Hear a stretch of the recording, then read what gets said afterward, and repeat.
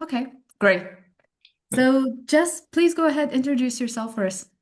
Okay. Hi, everyone. My name is Dr. Jesse Golden-Marx. I'm currently a senior postdoc at the University of Nottingham in the UK.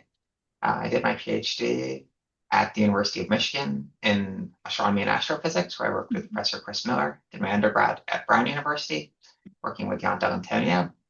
And following my PhD, I did my first postdoc with Ying Zhu at Shanghai Jiaotong University in Shanghai, China. I was there from 2019 to 2023, so I had the full COVID experience in China. Right. And then since 2023, I've been a postdoc at Nottingham. Right. My research focuses a lot on the galaxy halo connection, so the Right. connection between galaxies and dark matter halos. Specifically, I look at BCG evolution and the connection between BCG, the intercluster light surrounding the BCG, and the underlying dark matter halo. So that is me. Wonderful. Yes, okay. So how did you become an astronomer? First classic question. How did you That's a good one. decide to become an astronomer? So I think, like Emmett, I first got interested in physics when I was in high school. Okay. And I was interested in physics not because I was really interested in the sports. So Right. I was not particularly athletic, but Right. I really Okay. liked watching sports. And I liked thinking about how when you're watching tennis, how a ball is moving in a certain direction Right. and or is with a certain speed or things like that, the angles. And so when I first took physics, I really enjoyed mechanics and All right. was really Okay. fascinated by that. And then, so when I started college, I thought I'm going to study physics, Okay. and I really liked physics, and I had a lot of trouble both getting my head around any aspect of quantum mechanics, let Okay. alone the stuff that professors were doing research on. So at very So early stages, you were introduced to quantum mechanics. no, no, This no. So doesn't even this is happen to like, I mean, here in Italy, like one they of the don't even second. have I think subjects like the that. second course I took as a uh, Okay. college freshman was like modern physics. So the Right. latter half was kind of baby quantum mechanics. True, And true. as Yeah, part I of that, definitely some agree of with right. they were Like it's like encouraged to PN get, junction and then the Young experiment, the stuff yeah. like that, I suppose, right? Okay. But we were encouraged to go to some seminars Oh, to get okay. a sense of what Okay. modern physics research was. Okay, right. And Nice. I couldn't wrap my head around Right. what people were presenting because I've had a lot of trouble visualizing, just even in my head, not what the experiments were doing, but what they were actually trying to study. And after my first year of college, I had the opportunity to do astronomy research Right. with a professor at Skidmore College. And that summer, Emmett and I were working together, and we spent the summer classifying Right. galaxies and looking at tidal features and different clumps and things within galaxies to try to just get a full census of what galaxies were in the fields that the professor was studying. Right. And that I found so much more interesting. One, because I could actually see what I was looking at and Right. really get a sense of this is physics on a grand scale and Okay. not physics on such a microscopic scale that I can't really understand it. And I Right. also thought it was really interesting to look at the universe from that perspective. So to go really, really on the largest scales. So that was what first got me interested in astronomy. And from there, I continued to do astronomy research as a college student at Brown. And then when I was thinking about grad school, it's like, oh, I still don't understand quantum mechanics, even having taken two or three semesters of it. Even after And if years, I yeah. can avoid The taking more problem quantum, unsolved, right? let's look at astronomy and see Right. how that feels. So that is how I ended up in astronomy. Okay. I don't know. I want to delve a little bit deeper into this quantum mechanics problem because it's just Mhm. like keep Yeah. bringing up. So, Mhm. the first time that you met, let's say, quantum mechanics, the first acquaintance was with this Young experiment and the general physics, etc. Then, did Mhm. you have any professional courses like quantum mechanics one or Yeah. quantum So mechanics there's two? quantum mechanics one, quantum mechanics two. There was a experiment, some sort of experimental physics course where we're Right. doing some of the classical quantum mechanics experiments, or Right. in my case, attempting and failing to do them. Okay. So that was, I think, the my junior year of college. It was basically all quantum mechanics courses, Okay. and that's what And much how fun. was your relationship with that? Like, I mean, because I was able to do I well think enough in there's the a lot of like classes, but backstory going on here. Because no, it's like like it something, was yeah, like something where it was attempting, like I was failing, and able then to like do well things enough in like, the classes that yeah, I okay, wasn't like scared, like, should I still study physics? But it was very clear yeah, that it's like, I don't enjoy this as a Yeah, right, something as that a I want to side spend my thing. time thinking Right. about. Mhm. Okay. Nice. Like Yeah. not something that you considered as your major, because what your job is going to be is something that you strongly relate to, but you're also feeling comfortable with, I Yeah. suppose. So like I was comfortable in a lot of aspects of physics, Right. but not in the stuff that people are actually spending their time doing research on. Right. And Okay. Right. whereas True. with astronomy, I've felt very comfortable doing the research. Not by any means was I doing anything high powered or particularly fascinating as an undergraduate student, but I Right. felt True. comfortable sitting in on talks and reading and um, doing coursework and listening to discussions and feeling like I Right. understand what you're talking about. I don't know how you're doing it, but I Right. understand conceptually what you're talking about. Okay. It's also about like what do we connect to, let's say better compared to like Mhm. I don't know, like quantum mechanics, because some people, although they can do the calculations or I don't know, like just follow the courses and then pass the Mhm. course, it's not like they're connected that much to a certain field. But then like Yeah. for you, that connection existed for astronomy. So how did that work? Like you had this like very good relationship with astronomers and then I think the courses as well. And then you thought like, okay, I Mhm. see like my world moving towards this. Yeah. So when I was towards by the time I was wrapping up my undergrad degree, it was pretty clear to me that would prefer to go on in astronomy.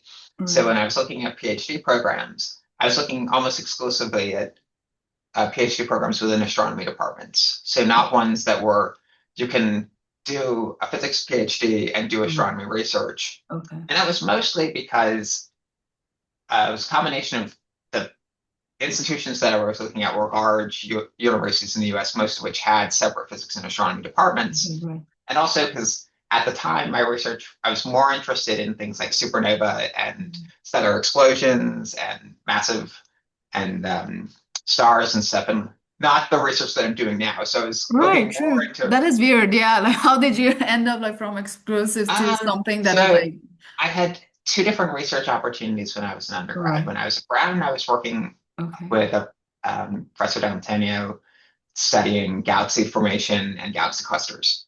Then Right. I spent the summer after my junior year at the Museum of Natural History in New York City doing research on classical novae. And I Okay. found I really enjoyed both of them, but I liked the there was a discovery aspect of studying novae because you're basically going through and trying to detect them Right. that I really enjoyed. So it's like, oh, maybe I'll enjoy doing this as a graduate student. And what's a scaled up version of novae? It's Right. supernovae. So, Right. but the after I did so my master's work was on massive stars, but then the professor and I did not have a great working relationship. Okay. So I decided to find a new supervisor, and Right. the professors who were willing to take on students of those, one was studying galaxy evolution and galaxy clusters, and it's like but Right. I've enjoyed this in the past. And Right. I knew people who were working with Professor Miller who really liked him as opposed to as Right. a human being and as a supervisor. So I was like, let's Right. give this a shot. And that is kind of where my research path has been since about 2015. Right. So this is the big difference between your story and Emmett's story. Yes, Although like you yes. have, I think, So followed the we same didn't route. initially Yeah, set like out to you both have like study this galaxy strong clusters. influence from teachers and mentors. While when I was asking him the very same question, he was like, "No, I had great companions." So for him, like it was a way more horizontal journey. Mhm. So I mean, he also like brought up you. He was like, "Yeah, like I was always doing it with my brother, and then like we Mhm. were always like sharing this Yeah, thing together." So, but then for you, I think like there was a huge like mentorship aspect to this. And I don't know if you agree with this. Like mentors are really everything in this field. I They can think make you so. Like hate something or yeah. No, there go was ahead. definitely a large companionship aspect in the sense of having Emmett to kind of encourage it both and kind of spur us on to try to do our best and to keep going was very helpful, especially when we're taking courses together in undergrad Right. and when we're doing research together as an undergrad. But I think in terms of what I've actually ended up studying has been largely influenced by mentors Right. and uh, not just how good a scientist are they, but how good of a human being are they? And I think that's Mm. something that can often be overlooked in the sciences is that when you're doing research of any capacity, Right. you really need people who understand the challenges of working with different people. It's not just how good of a scientist are you or how good are you at doing data processing. But if you can't Right. interact with people and make the learning process actually happen, Right. then you don't actually benefit from anyone's knowledge. No, right, because none of us are doing research in isolation. We want to make an Mhm. impact in this community. So for us, like how our peers are viewing us, I think is a large aspect of our work, Yeah. generally speaking, Mhm. because you don't want to do a research that is very fascinating to you, but then it Mhm. doesn't take the attention of anyone else around you. Yes. Yeah. Because I mean, you can see everyone else's work every day on Astro PH, and then like you Mhm. want to be like one of those works that is also grabbing people's attention. So because we're Yes. always on the front, kind of like we're never at the back, like we're actively Mhm. feeding this community. And then yes, I suppose for astronomy, community is a very large part of our work. Yeah. And Mhm. then what I see like from your career as well, you're very community oriented, like you have Mhm. that aspect within you, which is not necessarily important for everyone. I mean, some people have a more isolated journey. Mhm. Okay, so as an astronomer these days, like how are you feeling on daily basis? Let's say like I mean not on a day that you're like very happy and you have submitted your paper and like, your paper has been your review paper has been accepted, or the day that you're like very frustrated with the data Mhm. analysis on a normal So day. it really it does vary a lot. I think the scientific process is one that is all ups and downs. I don't think Mm, there's right. anyone who's actively doing research that would say every day is exactly the same. And No, if it's it not is, nine to then five the job. research is Yeah. either really, really boring Yeah, right. or No, true. We they're just not we related. have anything but routines, right? Yeah. So it really depends. When I'm A lot of the research that I've done is more data science oriented. So there are times when Mm, I'm coding and it will take me a month or two to work through a problem and kind of get the data infrastructure up and running. And that can right. be both rewarding and frustrating at the exact same time Right. because when you make True. little breakthroughs, it's very rewarding. And when you're doing the exact same thing for a week on end, hoping to get the code to finally work, it's Right. incredibly boring. It's incredibly frustrating. Or there are times where Mm, I run codes where they'll take 24 to 48 hours to run. Not one of the people who does codes that take weeks on end to run, right. but there are times when it's just agonizingly boring because I'm waiting for the results to come. Right. So True. there's nothing I can do because I can't move on to the next step. So I'm just reading Right. papers for a few days. True. Um, but it's also very exciting. So at Nottingham, I've been focusing a lot on Euclid science Right. research. So that's been a really fun experience to have new data and data Right. that both has new challenges because especially for studying intercluster light, which is part of a low surface brightness phenomenon, they're Right. not really having everything has not been worked out. So there are No, still a true. lot of kinks That's and not. challenges to Right. deal with.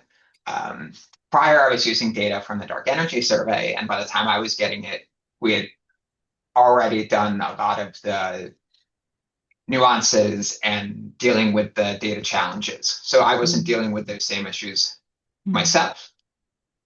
So it's nice to have new data to play with. Right. And it makes it kind of exciting and changes things from a day-to-day perspective. Right. It's also days where I'm balancing different projects. So it's some days where I'm kind of doing one research project, going to a telecon, and doing another research project, Mm. and then coming back. I mean, I would say for the last like 4 months or so, it's mostly been job applications. So Right. that True. That's is part of our also, job as well, right? Yeah, like yeah, job hunting continues, job yeah, the hunting. job hunting continues, and that is an incredibly frustrating part of Right. the True. job process, the process of being an astronomer without Right. a permanent position. So it Right. really depends on whether it's the day that I'm spending a lot of time on jobs, a lot of time on research, or a lot of time Right. writing. Yeah. But I feel like you're the first person who's mentioning this, and thank you for bringing this up. Although, like, this is like a constant part of all of our jobs. Yeah, like, I think because we're on our very short term contract. So Mhm. let's say, like, for me, for example, like I'm on a 1+1, which in many companies, like, people are not familiar with these terms. That Yeah. like, I mean, you can get a contract which is like, I mean, 1 year secured, and then like the next year, like, you don't know still. Mhm. But yeah, like Yeah. job hunting and then yeah, like looking around is a huge part of our job, I believe. And it takes at Mhm. least like 2 months to 6 months to just find a new position and then Yeah. understand because people are also like taking their sweet time to consider Hmm. application jobs and then there's an interview phase and then you're going to be waiting for the interview outcomes, etc. Yeah. So it doesn't happen instantly. So do you want to elaborate a little bit about this? Because you're also, I mean, on your second postdoc, so Hmm. you've been doing this for quite Yeah. So a this is while now. the third time I've done kind of these exhaustive job Right. searches, and I don't think it's getting. I think it's getting worse. Right. It's becoming more I think one competitive. of the things, especially, and I don't mean this for the people who are listening who are not yet or doing a PhD. I don't mean this to be discouraging. Right. It's very the academic job market is very hard, Right. and there are not an infinite number of jobs. Right. And while I'm at the point where I'm applying for some senior fellowships and some faculty positions, and then kind of anything else in between. And I think the things that are very frustrating are that there are jobs you will never hear from. You will apply and you will Right. never get a rejection. You will True. never get anything more than maybe you'll get a confirmation that they received your application and that's Right. it. And that's incredibly insulting. And there are Right. It is. universities that are very prestigious universities that I will not name, but should know better. Because I'm sure there are faculty Right. and staff This is a members good who are point. in the same process that I have, that I'm Right. in. And Right. it's not like I need a detailed, like, this is why you weren't hired, a Right. courtesy of like, thank you for submitting your application. Unfortunately, there are so many qualified applicants, but we couldn't Right. offer everyone a job, and Yeah, that's true. fine. No, right. And but then there's also the aspects of it's a lot of investment to put in the time to apply for jobs because Exactly, usually, because it's an exhaustive list of things that you need to prepare. It's a cover yeah, letter, it's an SOP, it's a CV, it's a lot of mhm. questions on the portal and a Yeah, background there's check. teaching statements for faculty jobs. Right. There is, and it's hard to really tailor these to individual positions because you Right. don't, at least in my case, like, the vast majority of places I'm applying to are not jobs that I are not like universities that I've been to or that I know Right. anything particularly True. about. So like I can comment on things that are based on the website, but then I have to spend time Right. going But through the there's a research websites aspect to and it. Again, yeah, yeah, like I mean, you just can't blindly mhm, submit something because yeah. people will figure out that, oh yeah, like I mean, you have submitted this job application to two, three other positions which are completely Mhm. irrelevant. And I'm applied to almost 60 jobs at this point for this year. So Right. like this is very much like there are some where like it is a similar application to a previous one that I sent because all you're asking for Right. is a professor in physics and open to astronomy. And Right. you're not, there's nothing specific in the job description that I can kind of latch on to Right. that to emphasize. So there is some level where it is a little bit of banging your head against the wall and hoping that something sticks. Yeah, right. I don't know like which type of jobs you're going after, but then for me, Mhm, like because I have a very large, like let's say like background experience, so I'm going like after like multiple jobs that are like scattered within my mhm. expertise. So for me, it's a lot of job, it's a huge amount of work to actually write something that fits in the criteria of the job Yeah. description, which is like Mhm. something that could be very far away from what I'm currently working on. So I mean, Yeah. like maybe like you've been like more focused or like, but then I want to say Mine, like there are like different aspects to this. It's not like yeah, you're I'm always looking for the same thing. the jobs I've been applying for are more, I think, a little bit more focused in the sense that it's similar versions of the same statements. So Right, there's like a more teaching focus. There's a teaching statement that is somewhat different for liberal arts colleges versus large universities. right, There is a research statement which is slightly more generalized for a physics right, department versus an astronomy department, but then they ask for page requirements. So it's hard to really make them that different because with a three-page true. statement, by the Also, time yeah, you've right, introduced the context of your research and what you've right. done, you have about a page left. Right. This is very true, right? So it's something that is very challenging. And I think, yeah, that's so a lot of the applications are kind of in the same mold. There are tweaks and Right, modifications, but even then it's reading over things and going through websites and as you said, just right, filling out the application materials, which for some of these can take like half an hour just to upload all of the right. information because instead of asking for it in your CV, they've asked you to type it all up. Right, true. Yeah. And then like everyone has their own format, right? Like it's like CV like maximum 3 pages, or like there's like no Yes. limit, or like I mean this one like has a motivation letter and cover letter. That one is only hmm have a researcher statement. So it's not like Yeah. you're always submitting the same thing. Like you should be hmm submitting something that they're requesting. Yeah. One thing that I'm picking up on, by the way, is that you have a passion for teaching, apparently. So you're also submitting something for like teaching aspect, which is something that I don't know because I'm like hardcore researcher and I'm not at hmm all like interested in that field. So, So I very much enjoy research, and it's something that I want to continue doing. right. I enjoy teaching, and in the sense that I like being able to introduce topics to students, whether that's through research. So I've had the opportunity to do research supervision at Nottingham, and that's been a really Right. exciting and engaging opportunity to kind of teach students how to do research and also the topics of the research. Because when you're working with undergrads, most of them have never heard of intercluster light beyond anything of maybe the picture that was associated with your Right. research, True. put Right. together the research blurb advertising for Right. students. No, But right. And it's a very so different experience that when you're receiving all this information from someone who's actively doing the research mhm, compared to someone who's yeah. only a teacher, let's say, and then Mhm. giving a lecture. So, I mean, they're also Yeah. like going through some textbook and then picking up the hmm material while you're someone who's getting your hands dirty with the data. So, that's a hmm very different experience for students as well. Yeah. So it's very much like I would be happy to do teaching. I've not done tons of teaching, but it's something I would be very interested in doing. It's why I'm applying to positions that have the opportunity to do teaching. Right. Whereas I could see myself being a researcher and being very content with it. But Yeah. I don't want to limit myself by saying I will only apply for research positions Right. because there are not enough of those to guarantee that I will get a job. Oh well, I mean, you never know like what's coming your way, you know? Like when I'm doing these interviews and then this is laying out the context for the last question that I have for you, that where do you see yourself in the future?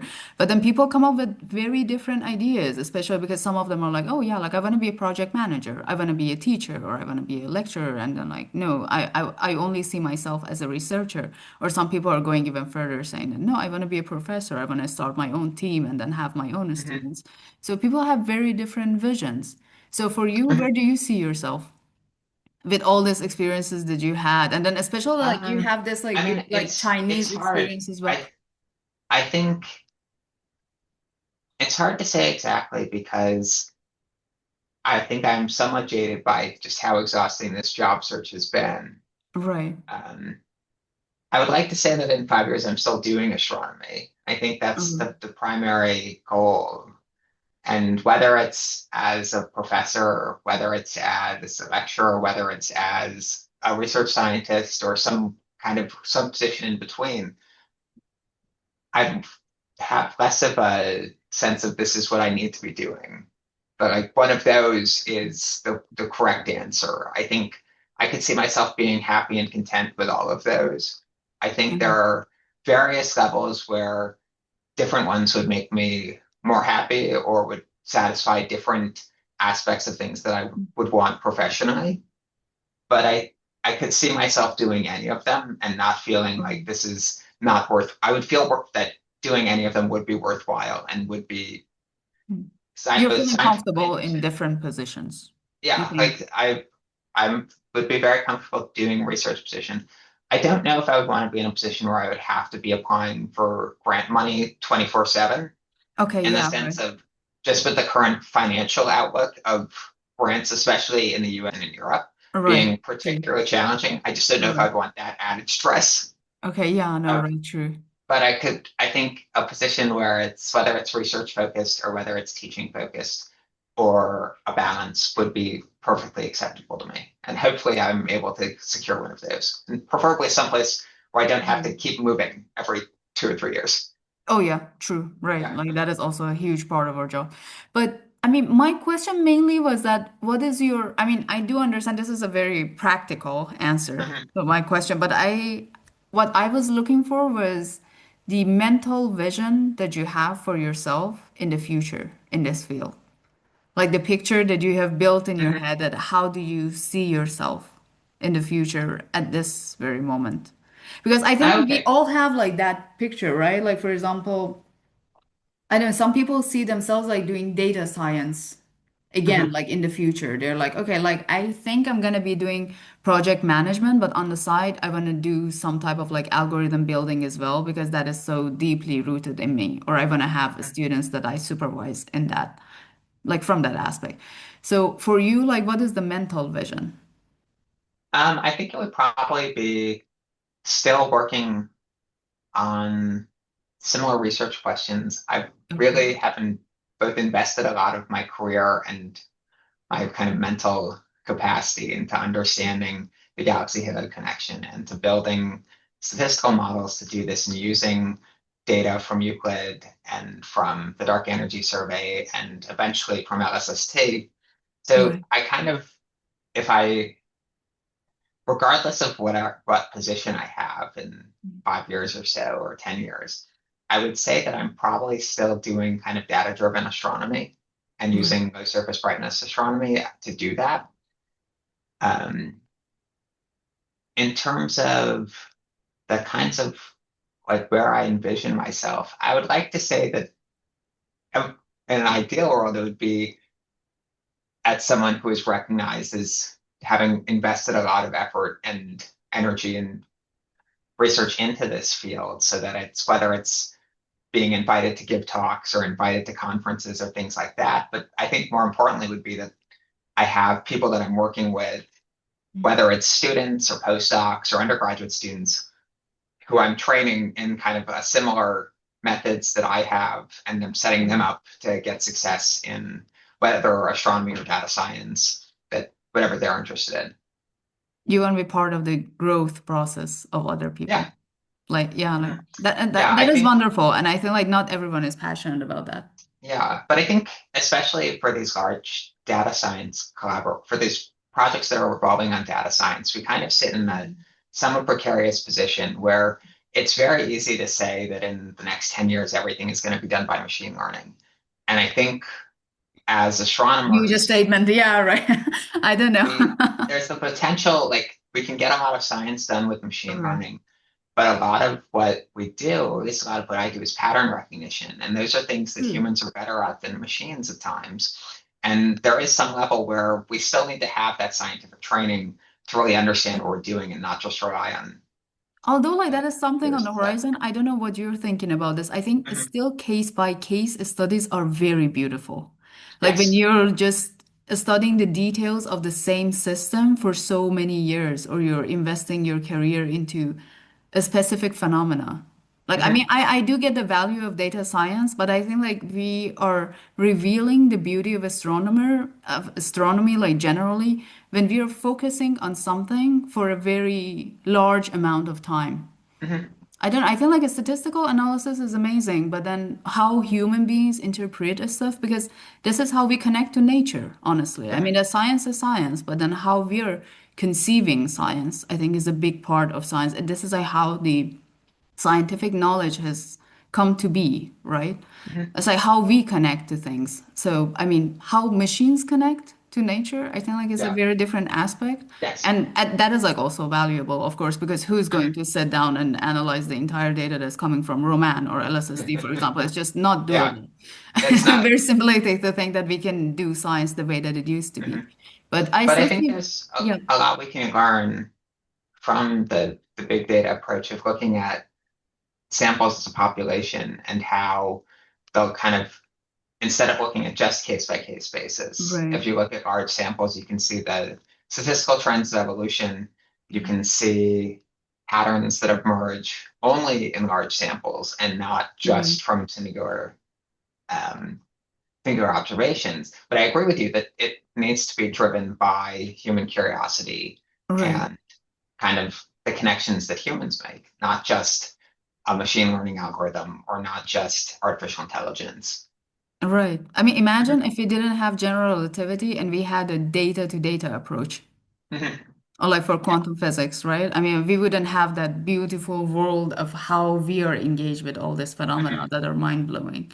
And I think like mostly the beauty of those fields is that there was an intelligent person behind Mhm. all these fields who like built I it the agree. way that we are studying it today. And then there were other Mhm. people who commented on those views.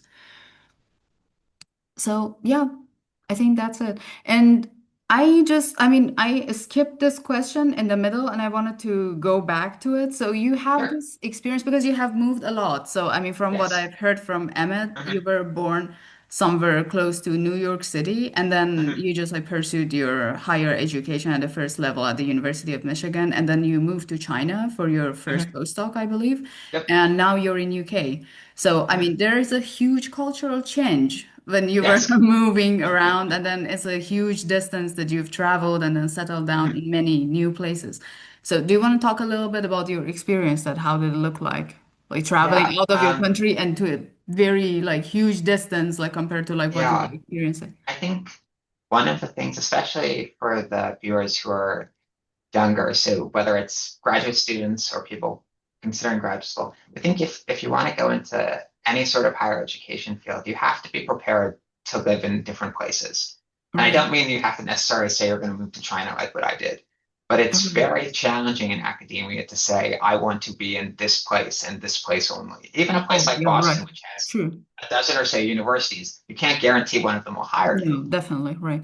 But I think there is a benefit to seeing how science is done by looking at different cultures and different countries. The scientific communities in the UK and in China and in the US are all both similar and different at the same time. Okay. There's different hierarchies of there are cultural hierarchies that exist in China that don't exist in the US and UK.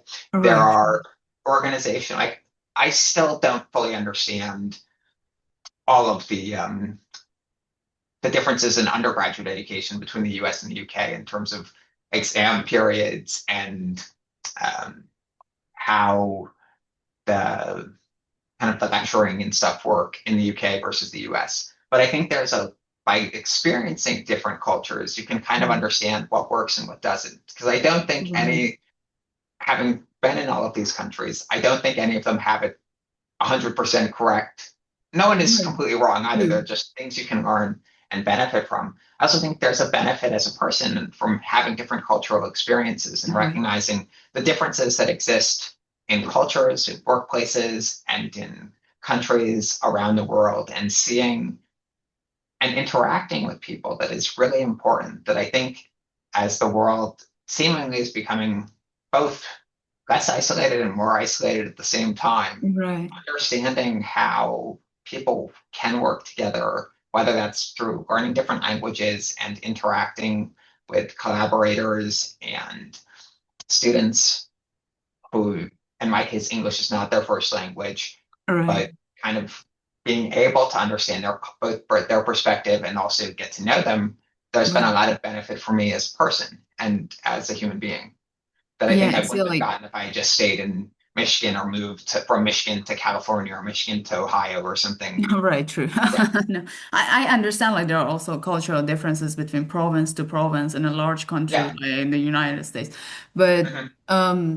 yeah, I think you also figure out where you fit in all these Hmm. cultural structures and Yeah. hierarchies, etc. And then like what is working for you. And then if you're a Hmm. professor or mentor, then you start like establishing all of those things in the way that you're Yeah. doing research and how you're treating other people because you have Hmm. gained that experience.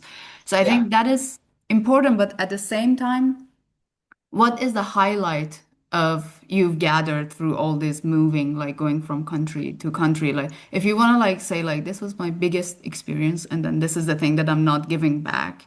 And then I had to be in that Well, the situation to thing I'm just not gain giving this back is knowledge. the two cats that I adopted in Shanghai. So that's the thing that's not being given back. So, but in a Well, more Shanghai serious, is a wonderful place to be. I mean, I was there as a it, tourist, but then I think like living there is a completely different experience.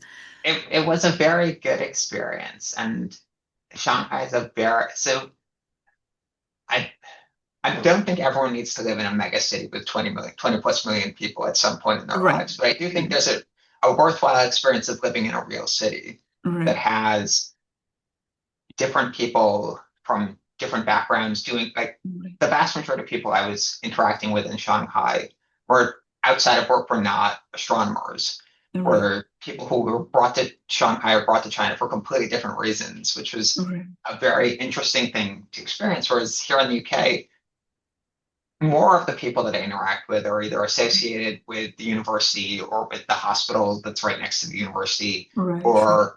or came to Nottingham because of either for work, but nothing quite, it's it's not quite as diverse or broad as Okay. what was in Shanghai. In terms of um, what I the highlight, I mean, I think there is a level of resiliency that I've gained from, especially from being in Shanghai for 4 years, because during that Right. period of time, China Okay. was essentially locked down. So I didn't get the opportunity to go home. It was basically 4 years being locked in China. Right. I was True. not forced to stay in China. I could have left, Right. but it was very much like I am choosing to pursue this. So it was Right. I think for me, it showed that I wanted to do this. And at Right. least not just performatively, but if I had really not wanted to do this, I could have just left and gone home and there had been nothing stopping me. Right. But so that was there was a second question that you had. No, I think like this is a highlight. Okay. And So this is a I think wonderful highlight, yeah, to say that, oh yeah, yeah, I think because I've heard the that's a key isolation one. in China during COVID was way Mhm. more strict compared to what we had Yes. in Europe. So like they were Mhm. taking tests like all the time, and then like you were really like inside, you were not going Mhm. anywhere, and the surveillance was real tough. So Yeah. if you found yourself in that environment very passionate about science, and then you Mhm. were like, okay, yeah, like I mean, I've got to finish this. Like I mean, this is a sink or Yeah, swim I mean, situation it for very me. much is science is both a way to keep my mind off of what was going on around and True. to kind of just keep my mind occupied and not spending when you get COVID tested and then you get the results like 12 hours later. So not spending that 12 Right. hours just True. hyperventilating that you had gotten COVID, Right. despite the fact that all you had done that day was sit in your apartment. Right. Uh, so there is very much that level. I think it was also, I think, a really good experience just to see people doing research on similar topics just in different places and knowing that the research that I was working on was not just interesting to people in one part of the world, but knowing that I have Right. collaborators and colleagues. I think I'm I think in 6 of the 7 continents. I don't think I know anyone who's permanently stationed in Antarctica that I can count there, but True. Right. I can count the other continents. Right. No, but I don't Yeah. know if this is like the same experience for you as well. Like sometimes when I'm not really feeling okay and I'm kind of like feeling isolated in my head, the thing that really gets me outside or is giving me real peace is science still. I don't know, like maybe this is part of our upbringing that from very early stages we've been seeking shelter with science, and then we had this very beautiful moments that we were raised with it with great mentors. So I usually like when I'm feeling real bad, like I go back to, for example, like reviewing some chapters of general relativity or like something like the curvature of a space-time, etc., because it's giving me some mental rest. So I don't know if it is like the same thing for you as well. Like sometimes like when you're like feeling bad, you're like, okay, yeah, like this is my shelter, this is my comfort zone. This is some place that I I think know. there is definitely something where the research aspects and doing the research is very comforting. It Right, doesn't mean that comforting since I know what is going to happen, but I know what I can control and know what I'm doing. And that is right. very comforting. Whereas It's given reassuring, all the right? other craziness that's happening in the world, Right. it's It's like sometimes nice positive to have that. reinforcement. You're like, okay, the universe is working. Yeah. Yeah, like it's the same thing. Yeah, like if you're going in a crazy scale and short time scales, but then like in the larger scales, things are still like the same way that they're going. So hopefully things are gonna work out one way or the other. Hopefully. Hopefully, yeah, we'll see.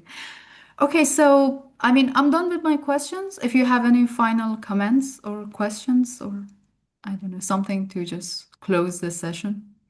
Um, Hopefully my interview's been just as enjoyable as Emmett's. But for the students, I hope that if you're really passionate about astronomy, regardless of how challenging or frustrating at times the job market can be to get jobs, I think it's still worth pursuing. I think if something makes you happy, you should do it. And or at least attempt to. Doesn't necessarily mean it's going to work out in the sense like I can't guarantee that I will have a next job, but Right. I need to try because I want to. I want to keep doing this. And I would encourage anyone who's really interested in astronomy, to try, whether it's going to graduate school, whether it's getting a postdoc, whether it's becoming a faculty member. You owe it to Right. yourself to pursue this as much as you can. This is a wonderful message. Thank you. This is really precious, yes. And I think this is the real takeaway of this interview. Mhm. No, thank you so much. I really did enjoy this conversation. You're welcome. I hope it was the same for you. It was. Thank It you was for your really good. time. You're Really. welcome.